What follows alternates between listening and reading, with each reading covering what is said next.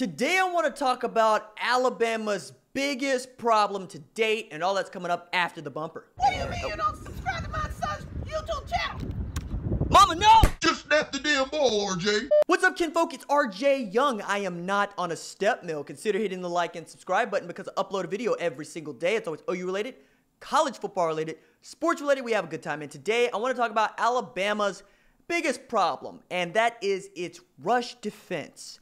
Even Nick Saban knows that the win against Ole Miss, while demonstrative and by, 4 touchdowns, is not great Alabama football defensively. Now, Tua Tagovailoa has been otherworldly, and we know that. Like 1,700 yards passing, 76% completion percentage. I would also like to add here that Jalen Hurts is completing 77% of his passes, but that's neither here nor there. By the way, shout out to all the Bama fans who are watching this because Jalen Hurts is lighting it up Oklahoma. That said, the rush defense at Alabama ain't very good, all right? You gave up 279 to Ole Miss, and you gave up 100 yards to John Reese Plumlee.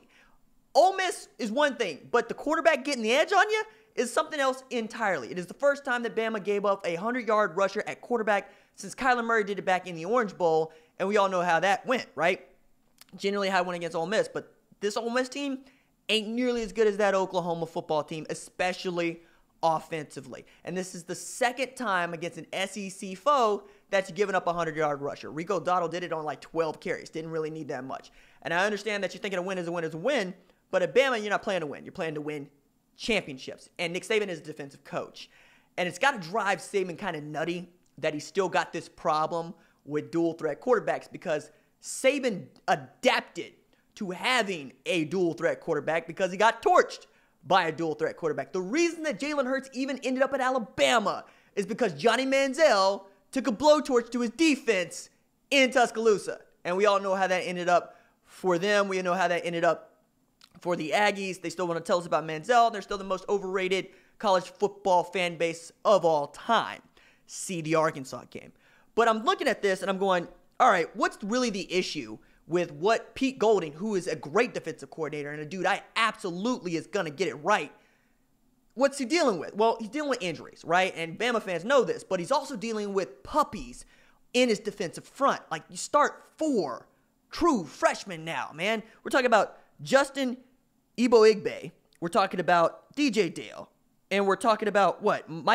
Your Mike Shane Lee and your Willis Christian Harris, who, by the way, next year are going to make you to be really good. You're going to be outstanding. You're going to have dudes just fresh everywhere you look. You're going to go too deep like you read about. But this year, you got some stuff to clean up. And being able to set an edge and get away with it with the quarterback running on you is not something that we're used to seeing from any Nick Saban football team. Whether it be Pete Golding calling plays on defense or whomever, you just know that they're going to get it right. Well, they are running out of time to get it right. And now they are the #1 team in the country, basically because the voters decided to take a dump on Clemson because they won by a point against North Carolina in what is probably the worst football conference among the Power 5. And I would even say that the American right now is a better football conference than the ACC.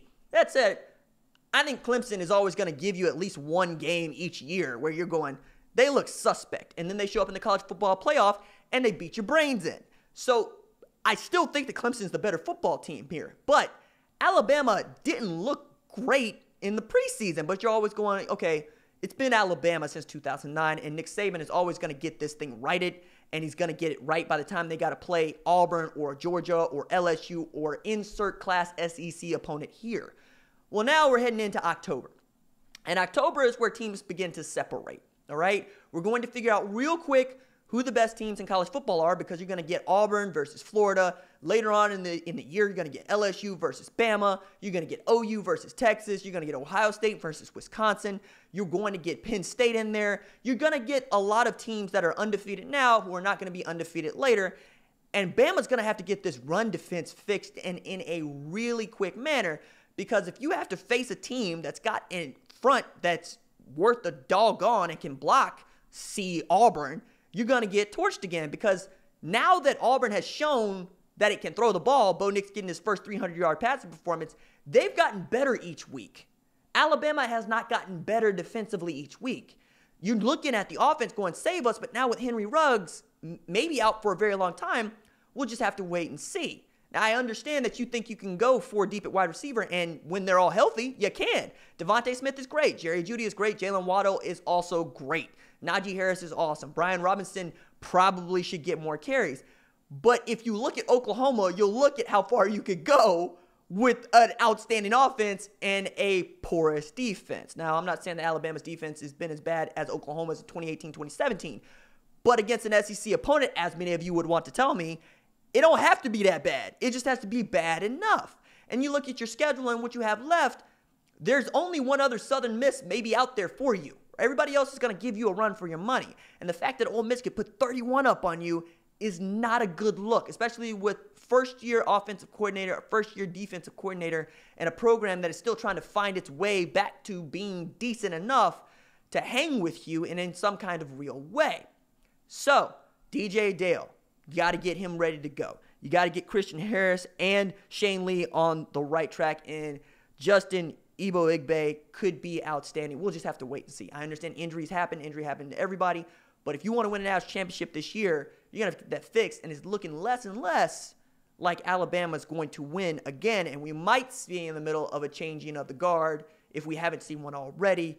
But I know we're getting a little too ahead of ourselves. I just want to be out front and say, Rusty Fitz needs to get fixed. It needs to get fixed in a hurry. All right, that's it for me.